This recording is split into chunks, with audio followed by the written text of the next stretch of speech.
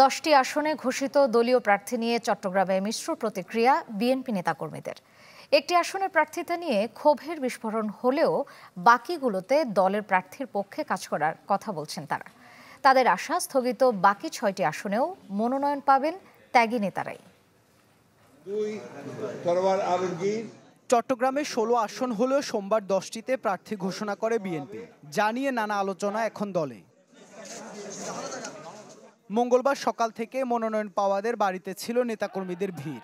শুভেচ্ছা বিনিময়ের পাশাপাশি ধানের শীষের পক্ষে ঐক্যবদ্ধ হয়ে কাজ করার কথা জানান কর্মীরা। ধানের শীষ যাকে দিবে ভোট আমরা তাকেই দিব, তাকে নিয়ে কাজ করব। ধানের শীষ প্রতীক যে ব্যক্তিকেই দেওয়া হবে, আমরা তৃণমূল ঐক্যবদ্ধভাবে চট্টগ্রাম মহানগরের প্রতিটা আসন উপহার দিব।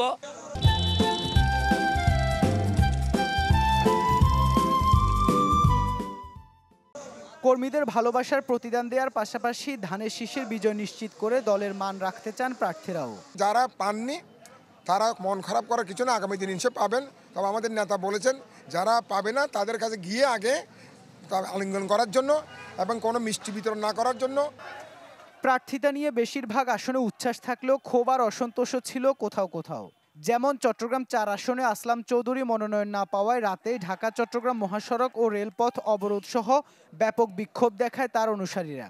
সকালেও তার বাসায় ছিল সমর্থকদের ভিড়। আসলাম চৌধুরী যেন নমিশনটা পায়, ওনা যেহেতু আমাদের মহাসচিব মির্জা ফখরুল ইসলাম আলমগীর বলেছিলেন এটা চূড়ান্ত নমিনেশন নয়। আমি আমার লোকবল নিয়ে আমার আসলাম চৌধুরী যেটা বলবেন ওনার সিদ্ধান্তে আমি অটল থাকব। তবে দলের নেতাকর্মীদের নজর এখন বাকি 6টি আসনে, যাতে চট্টগ্রাম 9 ও 11 এর মতো গুরুত্বপূর্ণ সংসদীয় আসনে প্রার্থী ঘোষণা করেনি দলটি। এর মধ্যে 9 আসনে আবু সুফিয়ানের নাম ঘোষণা করেও পরে তা স্থগিত করা হয়। প্রার্থী দেওয়া হয়নি চট্টগ্রাম 3, 6, 14 ও 15 আসনেও। গুঞ্জন রয়েছে এসব আসনে প্রার্থিতা নিয়ে বিরোধ ও জোটকে ছেড়ে দেওয়ার সমীকরণ থেকে ঘোষণা করা হয়নি প্রার্থী। সবাই আন্দোলন সংগ্রামে পরীক্ষিত এবং সবাই হচ্ছে পরিচিত মুখ, ওই রকমই দেখতে পাবেন। আপনারা ওই রামি আর ডামির মতো কোনো নতুন মুখকে দেখতে পাবেন না। আমরা যে আন্দোলন সংগ্রাম করেছি তার দিকে তাকিয়ে হলো, আমরা আমাদের দিকে তাকিয়ে হলো আমরা ঐক্যবদ্ধভাবে যাকে নমিনেশন দেওয়া হয়েছে প্রিয় নেতা তারেক রহমান, তার পক্ষে আমরা কাজ করব। যদিও এইসব আসনে দ্রুত প্রার্থীদের নাম ঘোষণার কথা বলছেন নেতারা।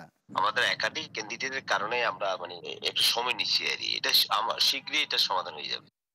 চট্টগ্রামে এবার যেসব প্রার্থীর নাম ঘোষণা করেছে বিএনপি তার মধ্যে 2018 সালের নির্বাচনের তুলনায় নতুন মুখ 5টি। এছাড়া সাবেক এমপিদের মধ্যেও মনোনয়ন পাননি কয়েকজন।